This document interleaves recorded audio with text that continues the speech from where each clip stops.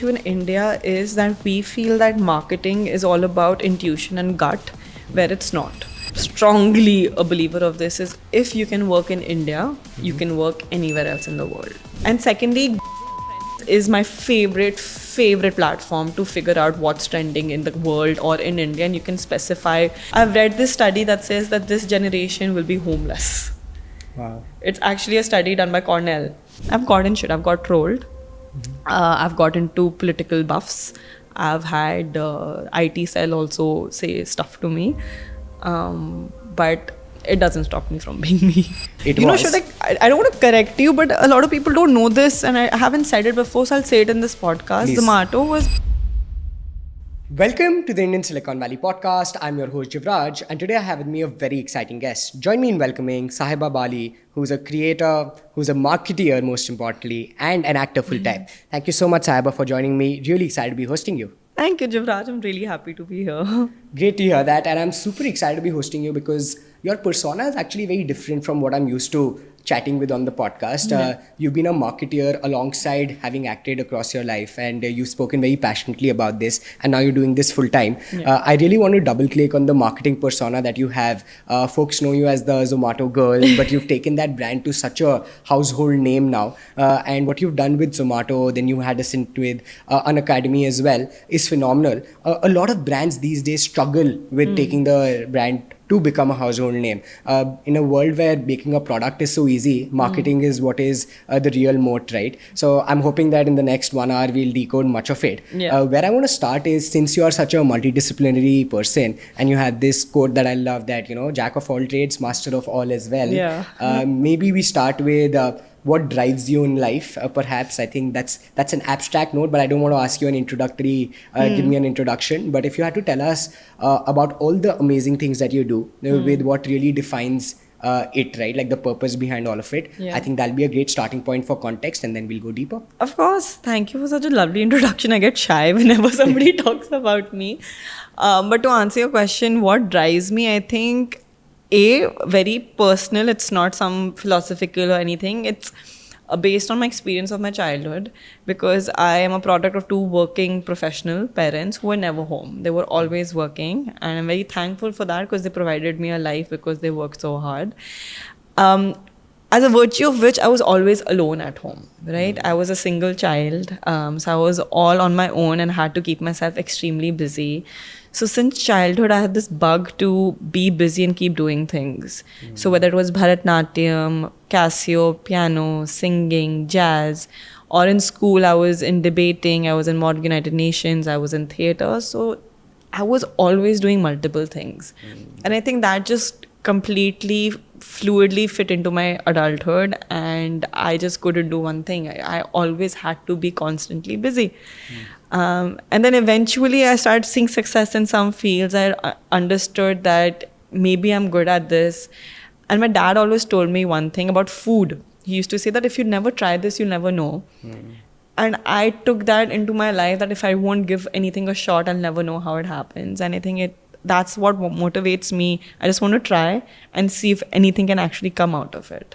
Lovely. I think that's such a great start. One of my favorite quotes is also by Vinod Khosla. He says that, never fail to try, but try to fail, but never fail to try. Yes, I think, and that's lovely, right?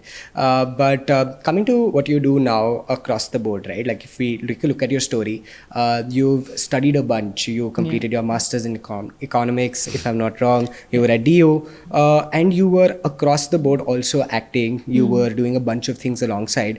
Then also as a full-time employee at some of these great companies, you continued pursuing other things, right? How do you think that gets managed in a world of, depth, right? People do think that you need to develop depth in one field and only then do you succeed. Right. What do you think about that?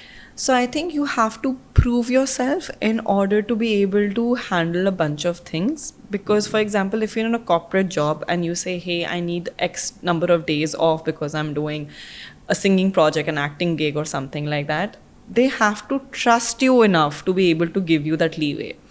And I think with me, because I knew I wanted to act, I was shooting for Bard of Blood, which was my Netflix show.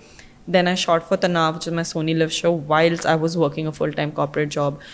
But I only was able to get that opportunity because I was still constantly working from my vanity van from Kashmir where I was shooting. I was not dropping work at all because I knew I wanted to do both.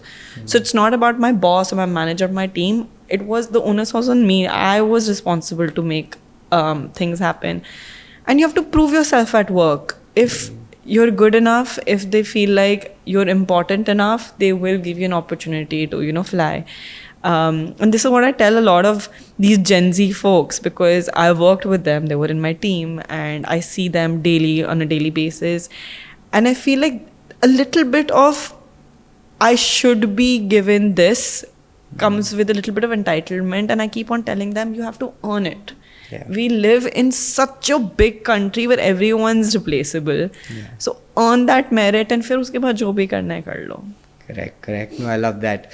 Let's go to the marketing side of, your life. How did marketing happen to you to begin with, right? How did you think you want to become a marketer? Yeah. What was the genesis of it? And then how did Zomato happen?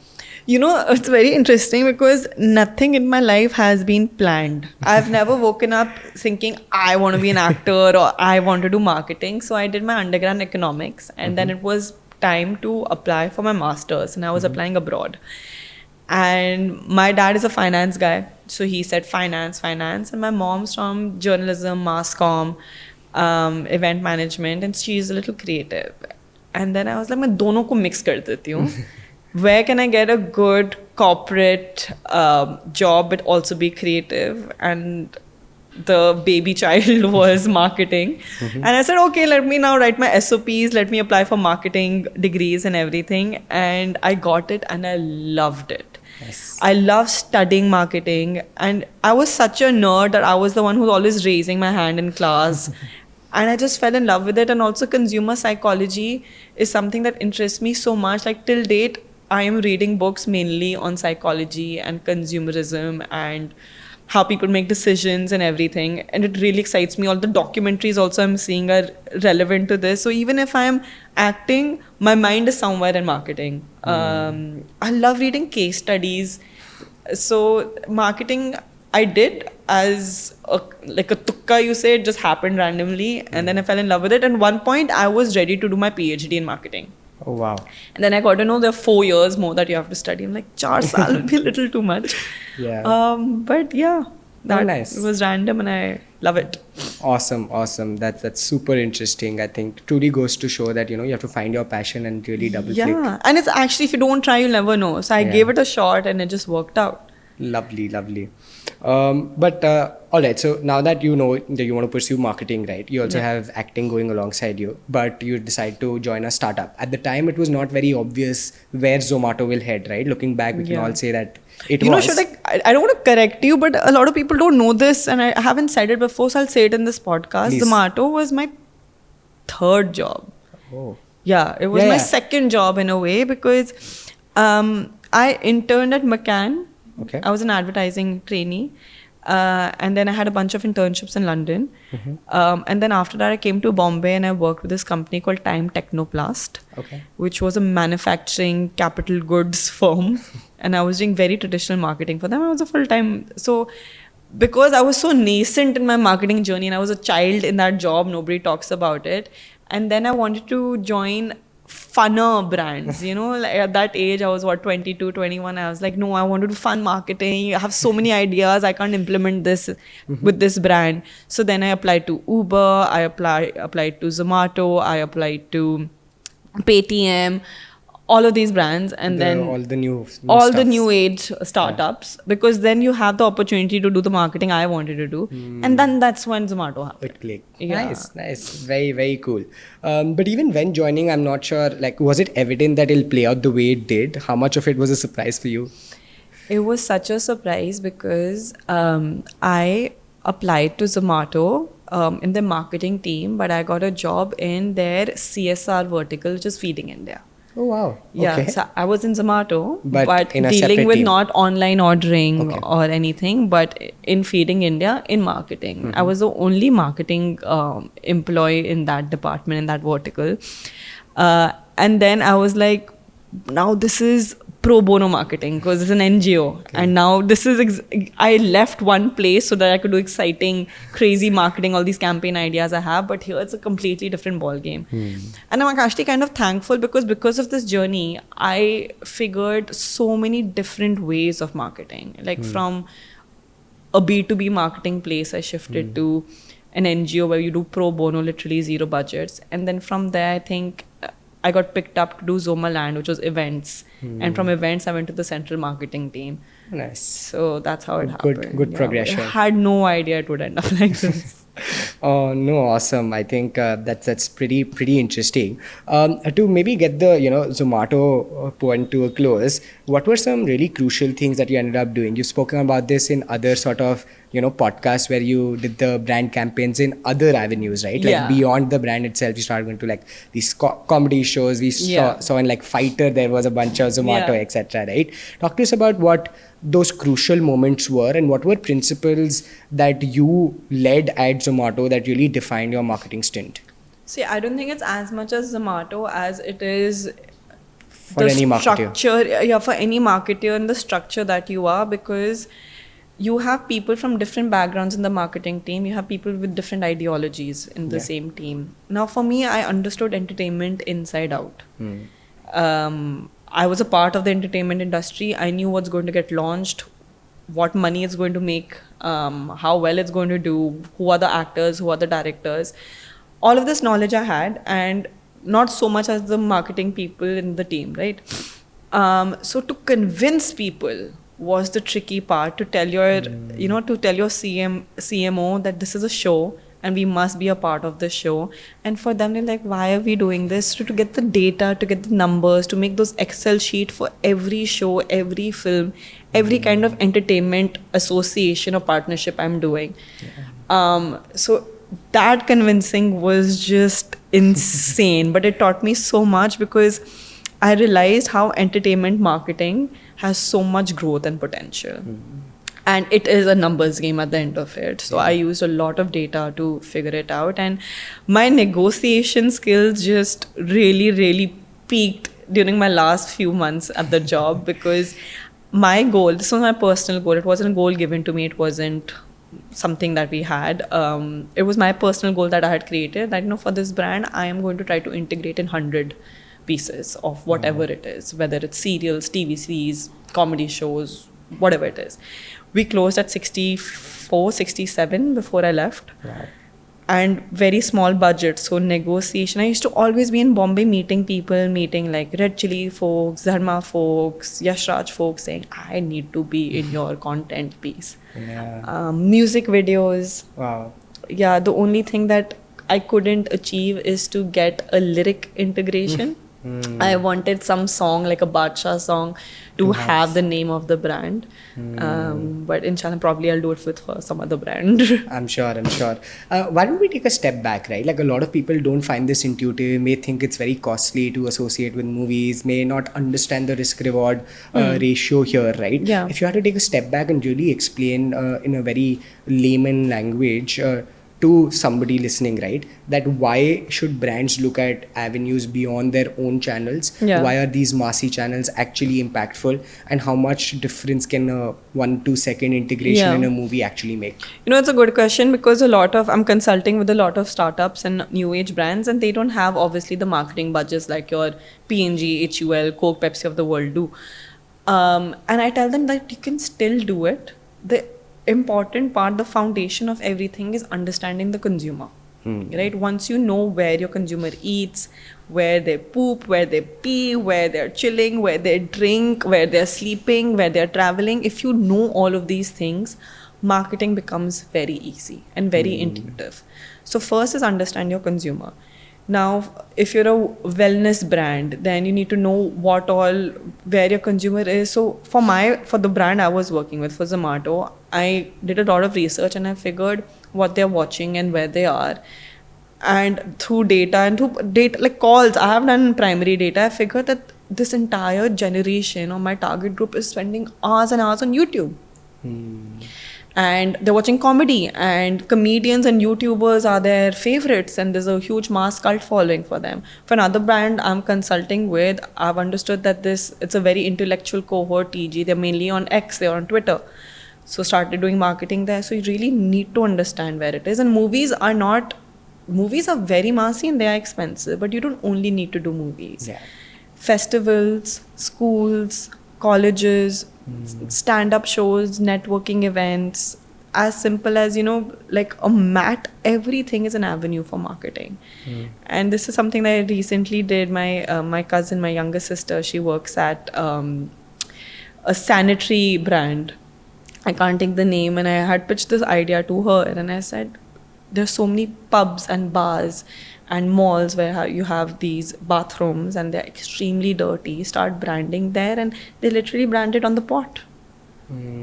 So you just need to understand your consumer, what they're thinking and where they'll be at the time. Oh, lovely. I love that. Maybe let's take this consumer point a bit more forward, right? Like if you had to talk about how to really develop strong insights as a marketer by looking at consumer data or by really talking to folks, what would you say? How to do this? See, I think the biggest issue, and I say this in my masterclass also, the biggest issue in India is that we feel that marketing is all about intuition and gut, where it's not. As important as data is in, say, finance, account, tech, product, etc., it's equally important in marketing. And the biggest issue in India is that we don't use data in marketing. Because a marketer will say that, this is very popular, this is very trending, people love this.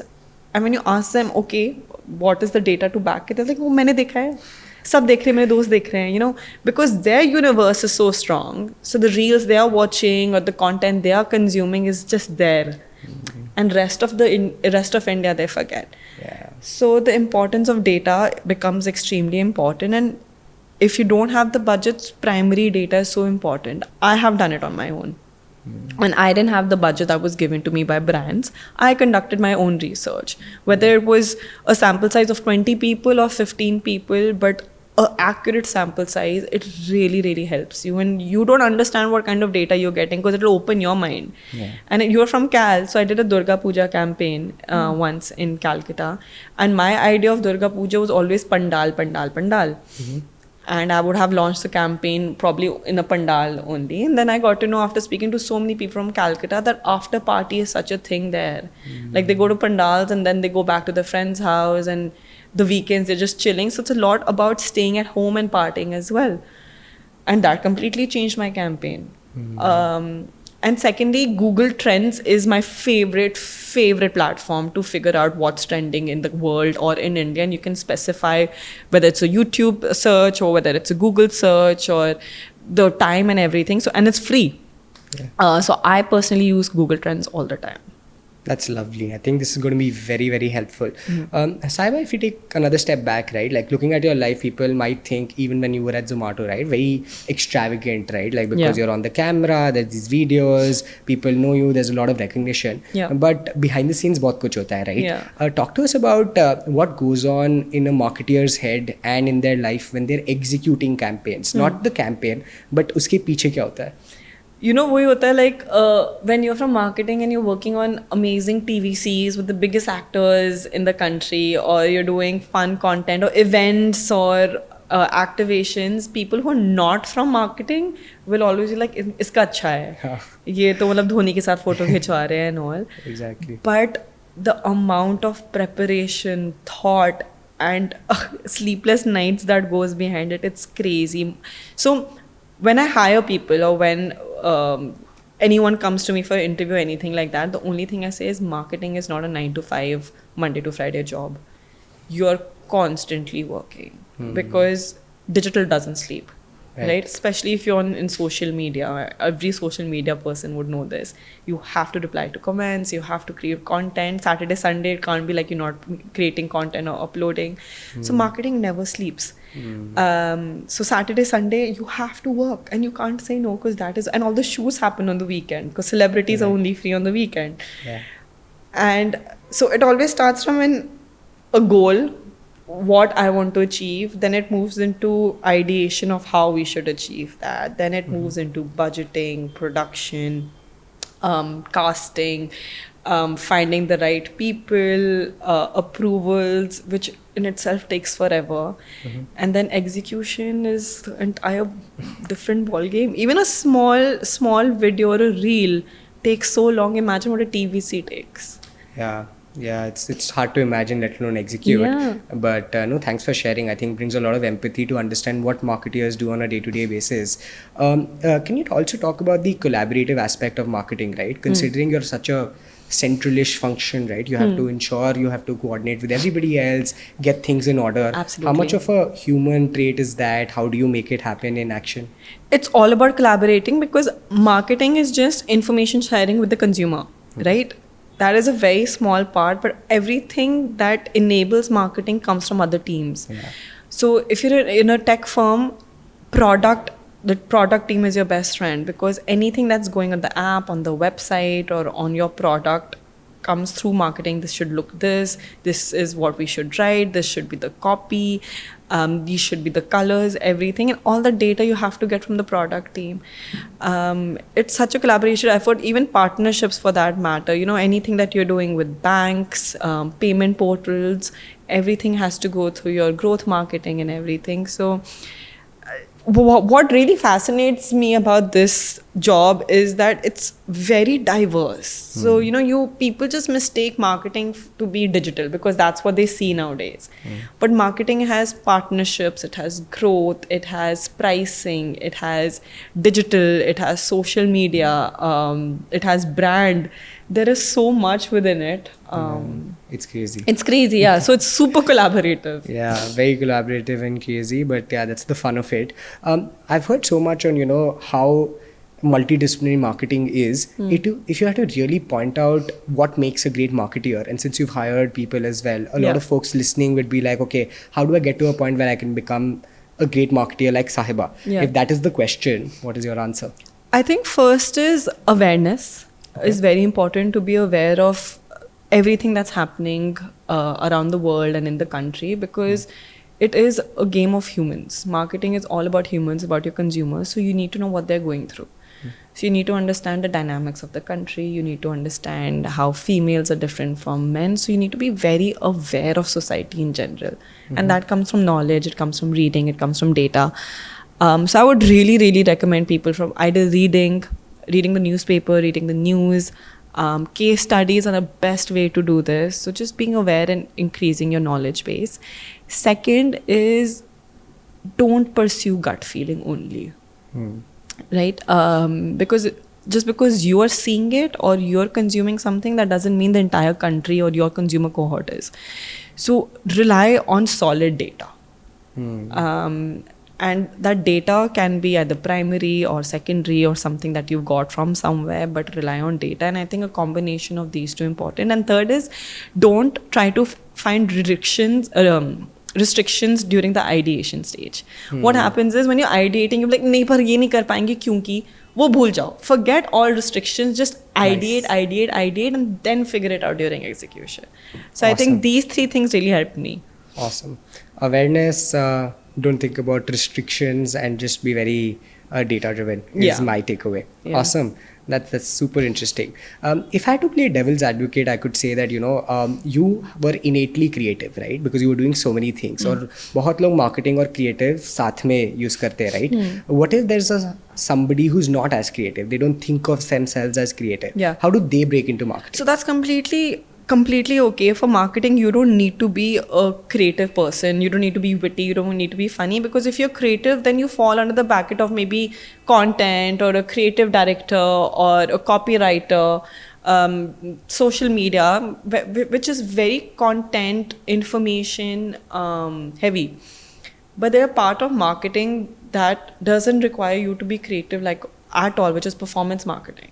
Then you have growth marketing, which is all about your numbers and promos and pricing and your P&Ls, etc. Then you have something, as simple as finding vendors and execution, which is your, again, falls under marketing. So because it's such a vast, or product, a lot of people have asked me this. I recently went to IIM Ahmedabad, and there were a lot of engineers there. And they also said that from an engineering background, we really want to do marketing, but we're not creative. And I said, you're engineers and you want to get into marketing, get into product. Yeah. That is the best form of product marketing that you can do. You don't need to be creative. You just need to be just logical. So the scope is huge. Yeah. No, that's very encouraging to hear, because I think it opens up an ambit of things as opposed to bracketing it to say that, okay, creative people can only do marketing. Yeah. That's amazing. To perhaps bring this to a close, the other bit that people are talking about in marketing is just pace of change, right? A lot of things around. Crazy. Yeah, I mean, that's the talk of the town, where everybody's wondering how will marketing change in a world of AI. And it's crazy. I don't know if you've seen these AI generated videos a couple of days back that OpenAI released with Sora. It's just crazy. What do you have to say as a marketer yourself? You'll always remain one despite, the job, etc. What do you think about that? So I also use AI. Yeah. I play along with it. I try to understand it because obviously it's new for everyone. It's very new to me. And I'm trying to understand it. I'm not there yet. I'm also taking baby steps, but frequently asked questions are, will AI take my job? Will I become redundant because of AI? And I feel like no. The answer is no, because AI is going to enable you to be better at your job. So even if you're a graphic designer or a video designer, use AI to make your, turnaround time faster. Use it to aid it in your work. If you're a copywriter, use your creativity on how you can use ChatGPT for copywriting, because that human touch AI doesn't have. And that human touch is very important in marketing. Like even in the videos, it's very hard to tell that it's AI generated, but you can still tell that it makes you doubt it, because the human eye knows what's real, what's not. So any job you have, it doesn't need to be marketing. Use AI to enable and become better at your job, faster at your job, much more effective at your job, and don't be scared of it. Yeah. So, even for my content or for work, I used to be really, really dependent on a graphic designer.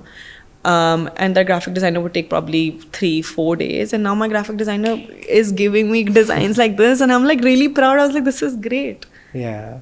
Oh, that's lovely. Yeah, I think I believe in the same ideology. I think AI will only support great people to be more efficient. Yeah, of course. And similarly in tech and product and coding, it's so fast. It's just making life easier. So don't be afraid of it. Yeah. No, it's only going to be empowering. When you talk about the jobs that you've had, right? These are all like, you were at Unacademy briefly after Zomato as well. These are all aspirational companies and poster boys for, the entire startup ecosystem. You've lived through them as a team member. What do you think in terms of culture, perhaps, when we talk about corporate culture? You've mentioned, right, like people don't have work-life balance in Indian companies. It's very intense, it's very different, there are a lot of KPIs. If you have to talk about like the culture aspect of some of these companies, what would you have to say? Firstly, I would like to believe, and I'm strongly a believer of this, is if you can work in India, you can work anywhere else in the world, because it trains you, it makes you rock solid, it exposes you to everything possible. So that's a great merit to have. I have worked in a company that was a family business. It was Time Techno Plus. It was a public limited company, but it was run by a family. Then I moved into Zomato. Then I moved into Unacademy, and now I'm freelancing. So my exposure has been of different corporate sites. And one thing that is uniform and common in all is that people don't appreciate that you have a life, which is okay. Because I don't think we should crib about it. Again, anyone can take my job. We are the most populated country in the world. So I think we also come from that mindset, is that if I don't perform well, I'm going to get fired. So be very grateful for what you have. But second, be so good at it that you can afford to take personal time. Now that is a horrible thing to say, because personal time has become a privilege. And a lot of people, like I did another podcast and I said that take personal time off, it is important. And a lot of people said is, you don't have, we have people to feed, and it's such a privileged and entitled thing to say that. And I agree. We live in such a society that personal time, which is so bad, is a privilege. But then you have to work so hard that you can take that personal time off. Like I've seen it in my parents, I've seen it in my friends, I've seen it in myself. I used to hustle and work like crazy, sleepless nights. But weirdly, I was happy doing it. And then when I reached a certain point where I'd hustled enough and worked hard enough, and I'd be like, no, this Sunday I'm not working, I'm sorry, I need to take some time off. I could. But that didn't never stop me from stopping work or saying no. And that is the unfortunate truth about India. Yeah. No, that's it's hard to absorb, but that's the ground reality. Yeah, I visit Switzerland and at 4 o'clock the city shuts. Yeah. It just shuts. Saturday, Sunday, nobody calls you. You're not allowed to call. If you're called, it can be a huge major issue. And I was like, भाई तुम India में try करके देखो. ये बिल्कुल भी नहीं चलेगा. But it's not. It's Indian mentality only because of the population, I feel. Yeah. The way Europeans work is crazy in a different way. Yeah. But yeah, I know what you mean. But it's interesting. On work-life balance also, I know you mentioned this in the past, right? Like you don't believe in it as much because your life is also so multidisciplinary, right? Do you think that's how the younger population also thinks? No. We're in a world of like and careers, we want more? It's a generational thing because if you see the generation above, I'm a millennial, the generation above us, let's say my parents or the grandparents, they were born into a world that they didn't have many options. And they were born into a world of scarcity because globalization hadn't happened yet. So at that time, they were like, जो मिल रहा है उसको पकड़ के रखो, छोड़ना नहीं है. So they worked harder. I'm not saying they worked more, but they worked harder than us. Then millennials came, we had options, 90s baby, globalization has happened, we have options. So the way we think is that there's an option for everything and we ourselves are an option. So then we work hard, but then we try to like prove ourselves that, you know, I am good, please don't fire me, or I am good, please promote me, or I am working this hard, notice, hence give me a salary hike. So we try to prove ourselves. Yeah. The next generation, which is Gen Z, they have so many options. And they have parents who are young and they've seen the world and they've traveled the world. So this generation says, I'm sorry, I'm not working this hard. And even if they work hard, they need time out and they keep asking for it. My only problem with this, I recognize your demands, but because of that, you're not working enough. And that mentality might really, really affect you in your 30s. Yeah. I've read this study that says that this generation will be homeless. Wow. It's actually a study done by Cornell. Okay. That because of their working culture, they won't be able to earn enough or work enough, and they will not be earning a good means to earn any houses. So this will be a homeless generation apparently, and I don't know how true that is, but I can see it. Yeah. Well, I guess that's the reality, and I mean it's really strong insights, But you know, the other aspect of what I was very curious when I was going through your journey is the educator, freelancer aspect of your life. Yeah. Right? You take this masterclass, which is called What They Don't Teach You in Business School. And that's very fascinating because happens to be true also, right? Like business school only teaches you so much. There are many things that they don't teach you.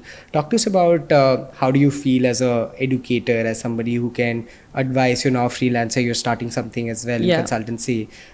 Why do you do that? Where do you think these insights come from? And why is it important to know? So because I've been to business school and all of my peers, my colleagues have also been to business school, I realized that what we've been taught is very important and we are glad we went to business school. But when you come to the job in marketing, it's so different. Yeah. It is absolutely different. So your foundations in theory are correct, but what actually happens at the job, no one is going to tell you. That they do not teach you in any school or any college. The second thing that shocked me is India does not have a degree in marketing. It has in psychology, it has in advertising, it has in mass comm. It doesn't have a marketing degree. Or it'll be marketing and advertising, and that will not be a master's or it'll be a degree or a certificate degree. So an MSc in marketing was really lacking. So I was wondering, like, only marketing, pure marketing, where is this country learning? So these were the 2 points I had. And then I got to know that a lot of students, a lot of young folk are really interested knowing marketing, but they are from a different field like engineering and stuff. And a lot of entrepreneurs who are starting their own businesses don't have a prior knowledge of marketing. Most of them are actually from tech, engineering. or finance or investment banking. Nobody comes from marketing. So that's why I created this module, what they don't teach you in business school. And it's curated specifically for someone who is interested in marketing but hasn't studied or worked or is getting into the new job. And the entire module is about how you have to work in this field. It's very, very about what's going wrong, how you should correct it. And if you're an entrepreneur, what you should do, where you should put your money, where you shouldn't put your money. It's a 90-minute lecture, and touch wood, it's done really well. And I'm very happy that that's happening. And because of the masterclass, then I've given about 6 now. And then I started touring a lot of universities. I went to ISB, I've gone to IM, I've gone to MICA. And a lot of people kept on questioning about, we need help to build our business. We don't have a marketing person. Can you come on board? This is my marketing plan. Is it right? So there were a lot of queries about marketing for that brand. And that's when the idea of a consultancy came in. So this year I'm building a marketing consultancy specifically for startups and new business owners because they don't have budgets, they don't have the backing, and I would be really, really happy to spend time whiteboarding, understanding the brand and figuring out strategies that will work for them. Lovely, lovely. I think it sounds very exciting and it's going to be very helpful to brands. Yeah. What have you learned about teaching through this masterclass? Like, what do you need to do to effectively communicate what you know? Because that's another skill in itself, right? Yeah. How do you really in-store what you have in your mind to others? See, I think I'm an actor at heart, and I have always been a public speaker, and I love talking. I do it for a living. So doing the masterclass or teaching in a college has been super fun for me because I just land up and I start talking, and I'm very animated when I talk, and I joke because that's who I am personally. So I don't take a persona of a teacher. Okay. I am Sahiba, and I'm just talking my heart out, and that has really worked for me, and it has worked for people to understand what I'm talking about. So it's not like I'm quizzing them, it's not like I'm testing them, it's not boring, you will not yawn even once. I keep it very light, I keep it very fun, and it's very, I cuss in it. It's super, super real, and I think the relatability to what I'm saying and how I'm saying it with the students is what actually keeps it successful. Super. Yeah, authenticity is the way to go. In Yeah, fact, yeah. that's a great point to also double click on. A lot of what your public persona is very authentically you, right? And you Yeah. maintain this across most of the podcasts I've seen where you're just yourself. Talk to us about how much of a superpower that is, right? To just Yeah. be unapologetically you almost always, Yeah. and bring that on the public and private forum. When I spoke to you before the recording also, it didn't feel like I was talking to somebody off camera per se, right? Tell us more about that. I think since childhood, I've always felt like there's a camera on me. So whenever I talk, I just imagine I'm in a film or something. So I've always become this person who is talking with a lot of happiness and loud and animated and everything. But being authentic and genuine to who I am, even on social media or my public life, is the most important thing to me. I am not going to pretend like I'm someone else. Even if I have a pimple on my face, there was a video that I was doing with Deepika Padukone, and I have a huge pimple on my forehead. And obviously anyone would feel insecure that you're sitting with a goddess and you're hosting her and you're looking like that. And the first thing I looked in the camera and said, listen, I have a pimple, I know it, let's move on. So I need to be true and real. If I'm having a bad head, if I am struggling, if I'm sick, I'm going to show you all aspects of my life if I've decided to have a public life. There is no bullshit that happens. And I think that's what makes you more relatable. In fact, because I'm a content creator as well, a lot of brands invite me for these PR events or these influencer events. And I've stopped going because it is not my cup of tea. I go there and I see people being who they're not, because it's networking, because I don't know if it's, people call it social climbing, whatever it is, I just can't do it. So I have really excused myself from that side of life. I go where I feel like I can add value and it's real and they can add value to my life. So I choose, and I'm very picky, and this can be a very narcissistic thing to say, but no, you have to choose what's best for you. Sure. And I genuinely keep it real, and I really hope. But my management or my parents or people will always be like, why are you saying this? Why are you posting this? You can't, people will say shit. I've gotten shit. I've got trolled. I've got into political buffs. I've had IT cell also say stuff to me. But it doesn't stop me from being me. And that's lovely. I think that's how it should be ideally, and it's great to see somebody practice it with such fulfillment. But it's tough. Like, It's I tough. understand why, especially when it comes to politics and having a political opinion, why celebrities don't say what they have to, because I have seen the backlash. And I am a very, very small, I have a very small reach as compared to the big celebrities. And if such a small person can get that much turmoil, Yeah. these guys can lose everything. So Sure. I also am aware and I acknowledge the hardships that they have to go through as well. I'm sure. Yeah, no, that brings a lot of empathy to what happens behind the scenes as Yeah, well, yeah. right? Yeah. Oh, but this is very exciting. I think we've covered a bunch of ground. I also want to understand, this other aspect of your life, which is in terms of acting, right? A lot of that gets unnoticed because it's away from the business world. But a lot of, let's say the entertainment world is also actually business, right? Yeah. If you had to give a very beginner's explanation of what the business of acting looks like, right? Like, why do you get motivated by it beyond your personal interests? What's the capitalist in you telling you about acting? Yeah. I think that'll be fascinating to hear. So I would give you an actor's POV, and for an actor, you have to know that there are brackets to it. It's like tax bracket, okay? If you're a junior, if you're just beginning early in your career, it will be very different from someone who is well known, and then from the superstars, the handful of 5 people they have. So these are the 3 sects. Now the superstars, they get money from everything, which is the royalties. They take percentage of the tickets, box office revenue, endorsements, brand work, obviously films, TV work, etc. Investing in brands. In fact, a huge chunk of their money comes from the percentage they make out of the box office. And second, instead of doing just, a few CR for an ad, they will start saying, okay, give us some royalty, or we have a percentage, or invest in your company, stuff like that. So that is the superstars. Then you have your mid-level who earn a lot because brands pay amazingly well. And it's a 1-day shoot, 2-day shoot. So a lot through brand endorsements, a lot through weddings, meet and greets, appearances, events. Films, of course, but these meet and greets, events and appearances are also a great revenue making stream.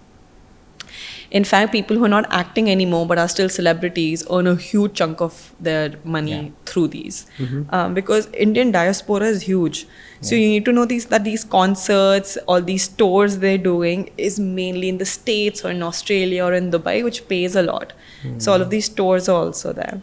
Then your smaller folks, which I feel I'm a part of, who are just starting their acting journey, is all in TVCs, if you choose to do a TVC, and your web shows and films.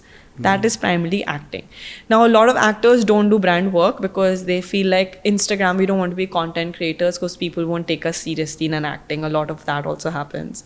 So for them, only acting becomes a revenue making stream. But for others who are smart enough and feel like they want to make money, brands are a great way to have like passive income. Got it. Wow, that's a very interesting But like at this explanation. age, you can't say, okay, I need a certain percentage of the box office that only your 5 superstars can do. Got it. On the last point that you mentioned, right, like some people don't want to be seen as creators, they just want to be seen as actors. Yeah. Do you think there's a shift which will happen that modern day creators will eventually go on to become actors, and that's what people will want to see on the big screen as well, not just on their small screens? See, India is a fandom. They love people and they love it with all their heart, but they have to be at the right place. So for content creators, even though they are loved so much on digital, as soon as they've come on films or on web shows, they haven't got so much love by the same people. So it's very important to understand that they love you, but they love you for this. So it works if you're an actor first, like I was always an actor first, and a content creator later. But it becomes very tough if you're a content creator first and then getting into acting, because you'll always be seen as that. And to break out of that mold, especially if you have 1 million of followers, is very tough. Got it, got it. From the outside, it also feels like acting is a bit opaque, right? You don't get to see ki piche kya hota hai. You just get to see the final end product. Yeah. What has been your learning in just navigating the world of like, you know, acting from a networking lens, from a cracking deals perspective? Yeah. What's that like? First of all, like the main thing is getting the first opportunity. I know a lot of peers of mine who are saying, no, we won't take up anything because we won't get the lead. So if I get exposed too much, then I will never get the lead. Yeah. But they're still waiting for that lead after years. Yeah. Which I don't think is the right strategy in my behalf, because then you're not a working actor. Then you don't have your work to show, which becomes very, very important. And suddenly, and thank God, we have web shows. Yeah. So whatever work you get, take it, at least start your acting journey. And then once you're at a comfortable spot and you have a body of work, then you can decide and be choosy and picky with what kind of work you want to do. I think not taking work is not the decision. And then the other thing is, opportunities come only for a new actor. Opportunities will only come if you audition. So I also started, when I came and moved to Bombay, I went to RM Nagar and I was auditioning literally every day. I have given so many auditions, it's crazy. I've given hundreds of auditions and probably I've only done 5 or 6 things as my body of work. So audition, do it again and again, because that's how you'll get your first job. That is your interview. That is step 1. And when I started working, I've realized that it is not glamour. It is not glitz. The amount of work, hours, mehnat, sleepless nights that goes into creating what you see on screen is phenomenal. It is crazy. From you have 150 people on set, minimum. It can go to way higher. And you have 6 months of prep, maybe a year and a half. Brahmastra took 10. And it's creating employment. It's amazing for people. It's a huge money-making build for development and economy as well. So it's just fascinating to see such a strong industry. Super. Oh, like this is very helpful. I think very interesting, and I think I've had an opportunity to observe all of these insights. So I think very helpful to everyone listening. As we go towards the end, Sahiba, I'd love to also touch upon a couple of abstract things, right? Just to understand, because the journey is so multidisciplinary, I'd love to touch upon them. One thing that I wanted to know is that food happens to be such a crucial component of our life, right? What have you learned about just how India consumes food by your marketing journey? India consumes food based on the past and where they're from. Why I say based on past is because actually I had friends visiting me from London yesterday, and I was taking them on this little food tour, and they couldn't fathom how every few kilometers in India the food changes. And that is such a beautiful thing. We are so blessed. Like within a same state, the food is not going to be same. So whether you're in Punjab, Kashmir, Delhi, North, East, South, even in Mumbai, if you go to Matunga, it's mainly South Indian food. Then you go to Bandra, which is your bougie cafes and everything. In the same area, you have different kind of food. So I think we are so blessed, because the way we consume food changes every few kilometers we walk, which is one. Second is the variety. You can never go hungry in this country. You always have options, which is amazing. And if you travel enough, you understand there's nowhere else in the world that you can get food 24/7. People say New York, but that is very expensive and you don't get street food all the time. In India, wherever you are, you will get food 24/7. Which is incredible, and the food you want. You have a taste and you will get that. And also how food in every region is so scientific. Like in Rajasthan, the food you get is because it will keep you hydrated from inside, because it's such a dry land.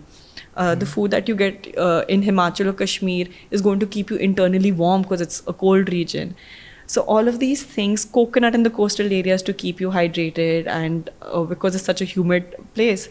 So I love how food is so scientific as well. Wow.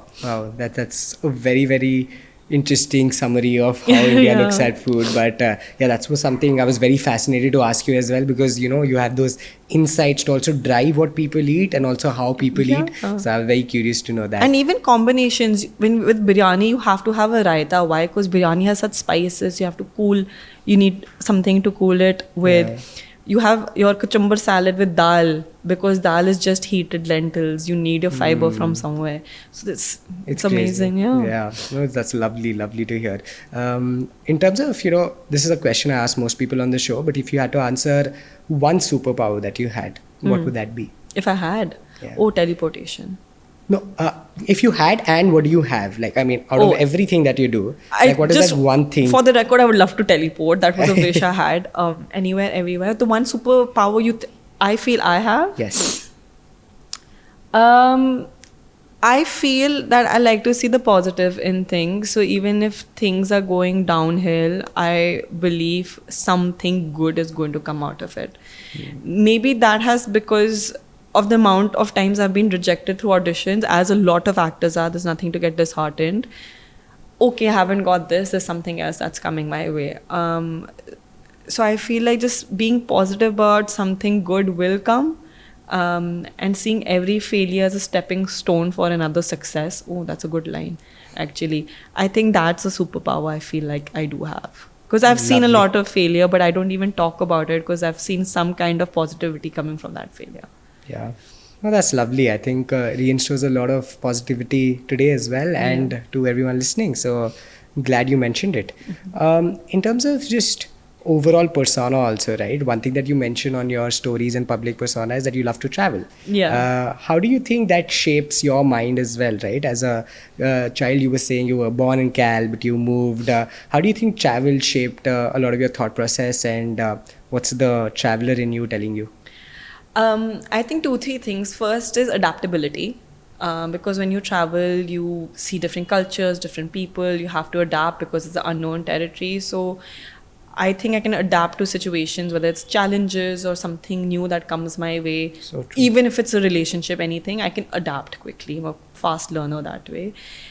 Second is that, again, this ability to try new things. Do not fear anything that's coming your way, just to give it a shot. Because when you're traveling, you'll eat new things and you'll see new places. You have to give it a shot, even if it's not to your liking. So that's what actually travel, like, try, figure it out, even if it's not your piece of cake. And just understanding how people's mind and society works, because every place is so diverse in their history, in their culture. So understanding human nature really helps when you're traveling. I feel like in any relationship, I've always said I'm the most understanding girlfriend.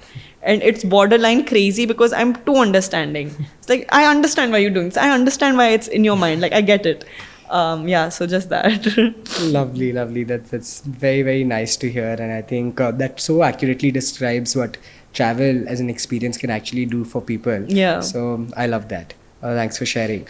I think one of the other important things, right, is just how being on camera, being a person who's a marketeer, just means you have to entertain almost always, right? Through some emotion or the other, right? Which also sometimes means that you're playing for the algorithm, right? In digital world, it's the algorithm. On the big screen, it is what large emotions people relate with. Do you think there's a disarray anytime that, this is not something I want to promote, or this is not an emotion I want to incite, but it's important for the business, or it's important for entertainment? Have you ever faced with this problem statement? Any good content creator should think exactly how you've explained it. I don't.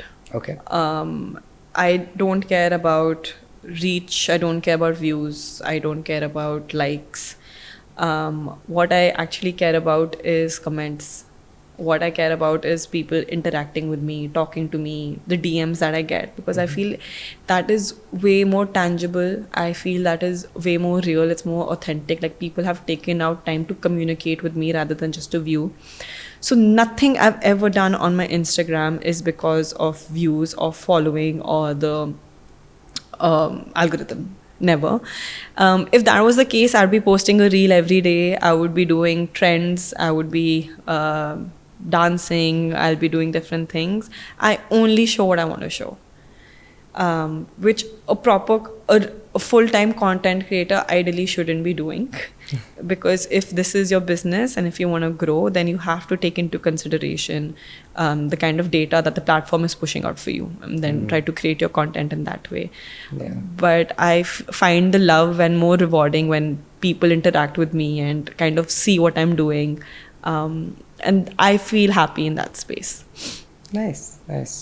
Very, very reassuring and nice to hear. I don't know how many people would have the nerve to make that call. Do that. Yeah, I mean, you have to, see what works for you. My friends always tell me, because I have a lot of friends in social media and digital, Sahiba, you have to do this. Why aren't you doing this? Why are you doing this? I'm like, I don't want to do it. That's lovely. For the second last question, Sahiba, would love to hear, a lot of what we've discussed are learnings in hindsight. Talk to us about when you were doing some of these things which now seem successful. What were you thinking then, right? Like, what was your thought behind that first, successful campaign that went viral for Zomato? Or what was your thought behind your first big show? Like, what were you thinking then, and how far have you come? Help us relate with that. So I was very young at this point. I don't know, in my early 20s when Zomaland, which is the event IP at Zomato, had happened. And my manager at that time was on a marriage leave and had just joined the team. And events vertical is very different. And it was the first time that I was doing marketing for an event. And we had to sell Delhi tickets. And my manager was not there to guide me. So what I had to do in that 1 week was understand product, how the app works.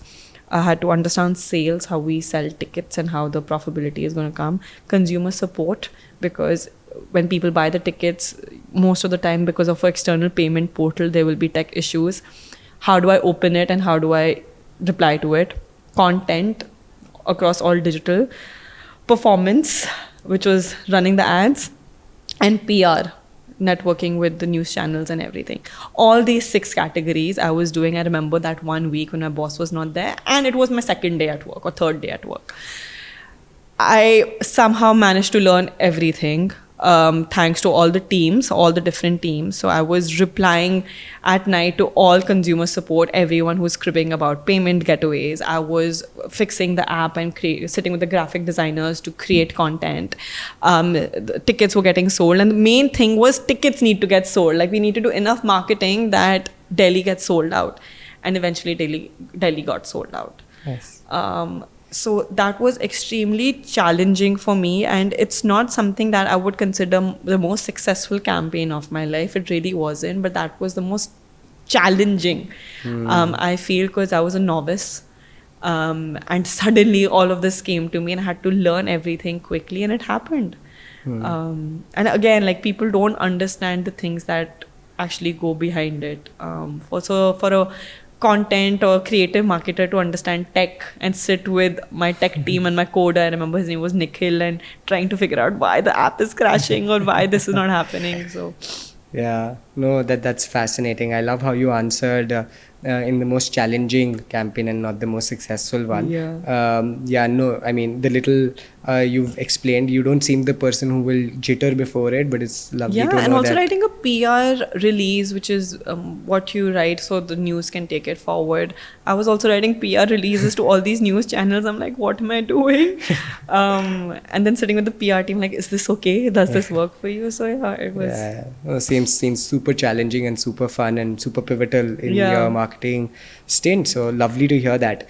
Awesome. I think this has been so much fun. To end, I think I'll probably go stereotypical, but since, the crux of what I wanted to derive was your marketing insights and learnings, if you had to conclude with the most important things you know about marketing, you've shared in bits and pieces across the conversation, but if you had to really summarize some of the most important learnings that made you the marketer that you are and that extends in other facets of your life, I think that'll be a wonderful conclusion. Sure. Everything I'm going to say is bases the kind of questions and queries I've got a lot on LinkedIn as well. Sure. So first thing is, you don't need to be from content background or a creative person to be in marketing. That is, I think, the most important thing for people in India to know, that marketing does not equal to advertising. There's a lot within this umbrella of work that is there. So whether you're an engineer or whether you're from HR or whether you're a finance dude, there's always scope within marketing. Second is, again, if you want to be in marketing, you have to be open to understanding people. You have to be understanding of your society.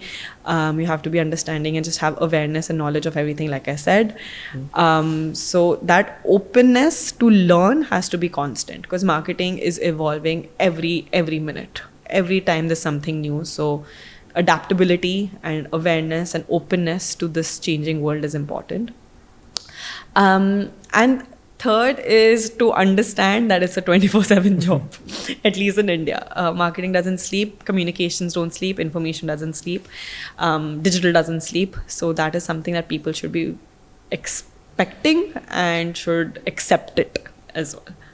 Lovely. I think that perfectly summarizes the marketing job, and I hope is very, very helpful. I certainly, I don't come from marketing per se. I'm learning a lot on the go when it comes to distribution of the podcast, but a lot of what you've said is just so important for me as well, and I'm sure it'll be for everyone listening. So of course, thank you so much for being on the show. This was such a pleasure, and I'm so glad we did this. It was really nice. Thank you so much.